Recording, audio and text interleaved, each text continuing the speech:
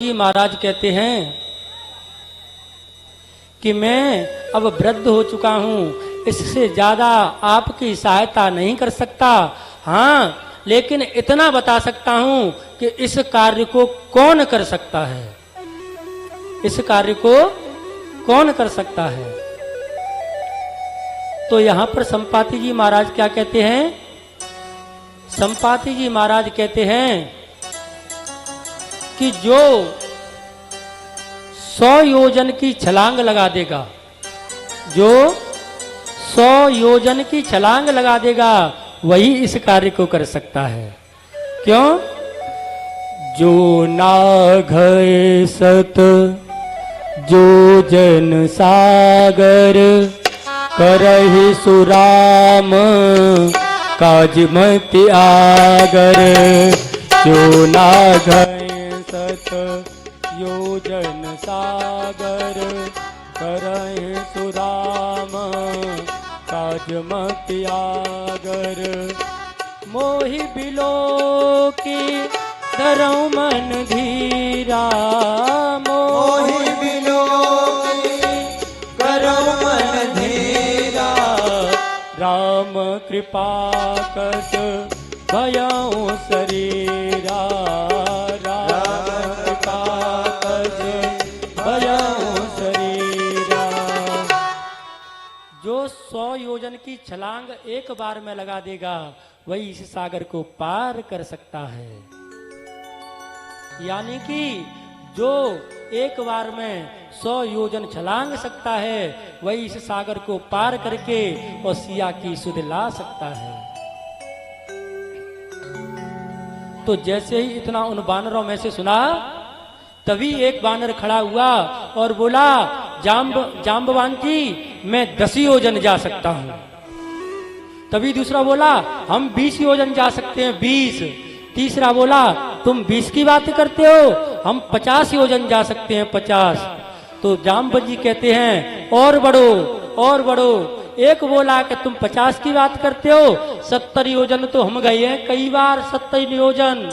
तभी एक बोलता है कि तुम 70 योजन कहते हो, हम 90 योजन गए हैं, 90 योजन। और जाम्बवान जी से कहते हैं, जाऊं? जो 90 योजन वाला है बार बार कूदता है, कहता है जाऊं?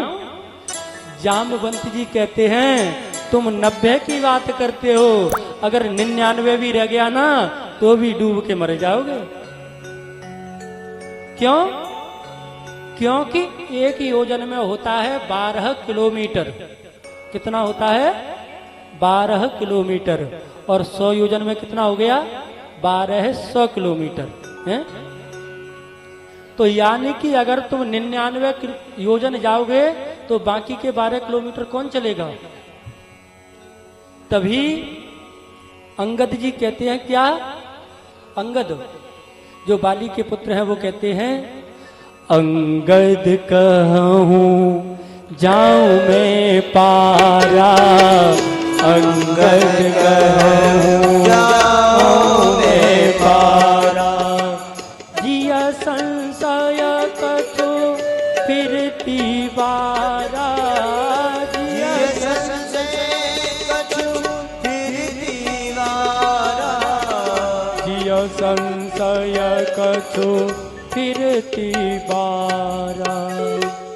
अंगद जी कहते हैं कि हे जाम्बवंत जी, मैं तो चला तो जाऊंगा, लेकिन लौटने में मुझे भी संशय होता है। तो जाम्बवंत जी कह रहे, चुप बैठिए तुम। क्यों? क्योंकि तुम युवराज हो। तुम कौन हो? युवराज हो। लेकिन प्रभु प्रेमियों, यहाँ एक सोचने वाली बात है। क्या? कि जिनको जाना नहीं है, वह तो सबको उछल कूद मचा रहे हैं, लेकिन जिनको जाना है, वो चुपचाप बैठे हैं।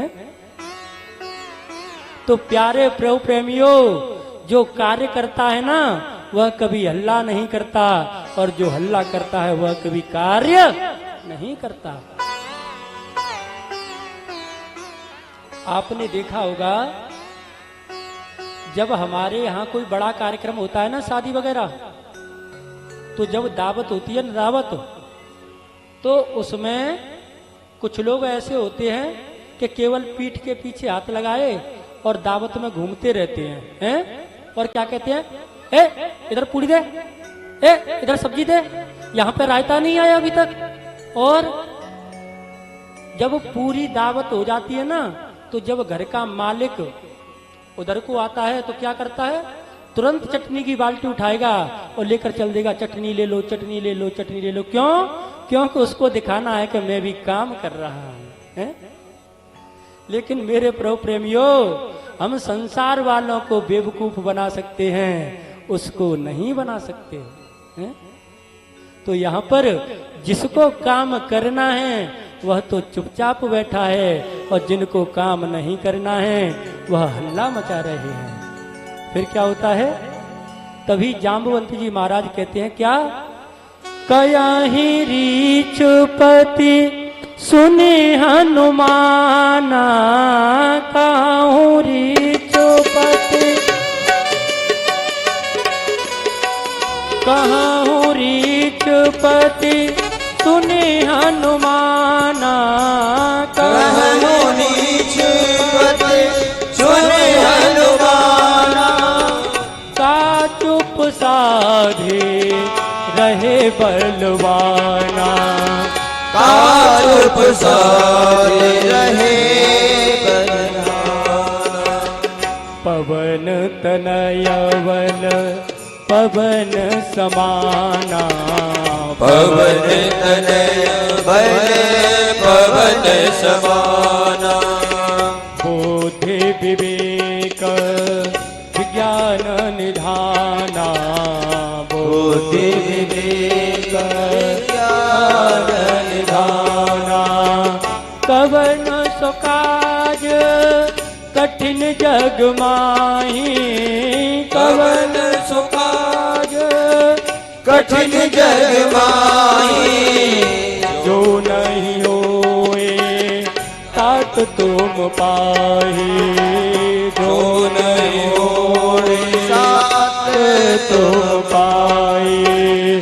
राम काज लगे तब अवतारा, राम काज लगे तब कलिकाला, राम काज लगे तब अवतारा, राम काज लगे तब अवतारा, सुनता भया हूँ परवता कारा, सुनता भया हूँ परवता कारा।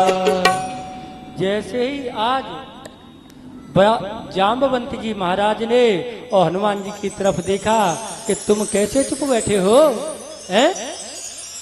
कहें रीछपति सुने हनुमाना, और का चुप साधे रहे बलवाना। आप किस लिए चुप बैठे हो? क्यों? कि पवन तनय बल पवन समाना, हे पवन के पुत्र, आप तो साक्षात बल के अवतार हो। बुद्धि विवेक विज्ञान निधाना, ना तो आपसे बढ़कर कोई बुद्धि में है और ना ही विवेक में है। क्या कहते हैं, श्री गुरु चरण सरोज रज, निज मन मुकुर सुधार, बरनहु रघुवल बिमल जसो, जो दायक फल चार। और दूसरे दोहे में क्या कह दिया, बुद्धिहीन तनु जान के, सुमिरऊं पवन कुमार, बल बुद्धि विद्या देहु मोए, हरहु कलेश विकार। मेरे प्रभु प्रेमियों, मैं आपसे पूछना चाहता हूं, हम किसी के पास कोई वस्तु मांगने कब जाते हैं? जब उसके पास होती है तभी जाएंगे ना, हैं? अगर हमारे घर पर फावड़ा नहीं है तो पड़ोसी फावड़ा मांगने आएगा? हैं? नहीं आएगा। कब आएगा? जब उसको पता होगी कि इनके घर पे फावड़ा है, हैं? तो हम भी जब हनुमान जी की शरण में जाते हैं तो क्या कहते हैं, बल बुद्धि विद्या देहु मोय और हरहु कलेश विकार। यानी कि हनुमान जी के पास बल भी है, हनुमान जी के पास बुद्धि भी है और हनुमान जी के पास विवेक भी है? और यहां पर जामवंत जी महाराज क्या कहते हैं? बुद्धि विवेक विज्ञान निधाना। आप बल और बुद्धि और ज्ञान के भंडार हो, फिर भी आप चुप बैठे हो। और क्या कहा?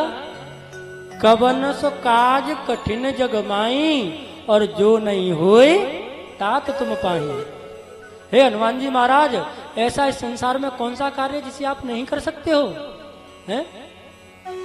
तो जैसे ही इतना सुना और अंत में क्या कह दिया कि राम काज लगे तब अवतारा।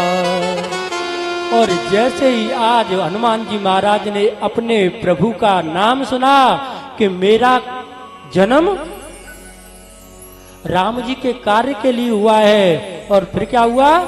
सुनतई भयहु पर्वताकारा। तुरंत वह पर्वत के समान बड़े हो गए। और क्या कहते हैं?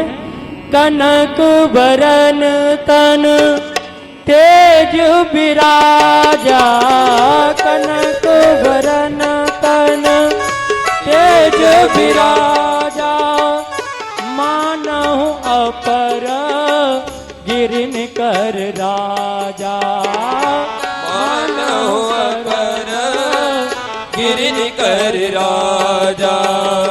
सिंहनाद करे बारह बारा, सिंहनाद करे बारह बारा, लीलहि नागौ जलन दिखारा, लीलहि नागौ जलन दिखारा।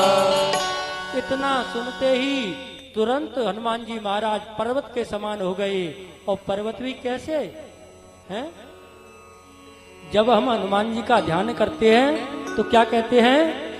मनोजवम मारुत तुल्य वेगम, जितेन्द्रियं बुद्धिमतां वरिष्ठं, वातात्मजं वानरयूथमोख्यम।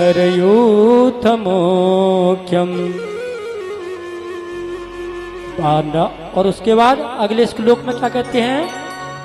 अतुलित बल धामम हेम सेला बदेहम। कि आप अतुलित बल के धाम हो। और हेमशैल कहते हैं सोने का पर्वत। कैसे? ऐसे दिखाई दे रहे हैं कि सभी पर्वतों के राजा सोने के स्वरूप में वहां पर उपस्थित हो गए हों। और हनुमान जी महाराज कहते हैं जाम्बवंत जी महाराज से क्या कि हे जाम्बवंत जी, अगर तुम कहो तो मैं अभी लंका में जाऊं, लंका में जाकर के रावण को मार करके सीता मैया को भी ले आऊं क्या? हैं? अगर तुम कहो तो मैं अभी लंका में जाकर के रावण को मार के सीता मैया को ले आऊंगा। और बाद में क्या कह दिया? जामवंत में पूछूं तो ही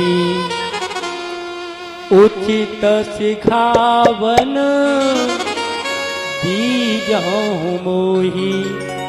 अरे जाम्बवंत जी महाराज, अगर मैंने कुछ गलत कह दिया हो तो जो अच्छा हो वह शिक्षा आप मुझे दीजिए। उचित सिखावन देवहूं मोही। मेरे प्रभु प्रेमियों,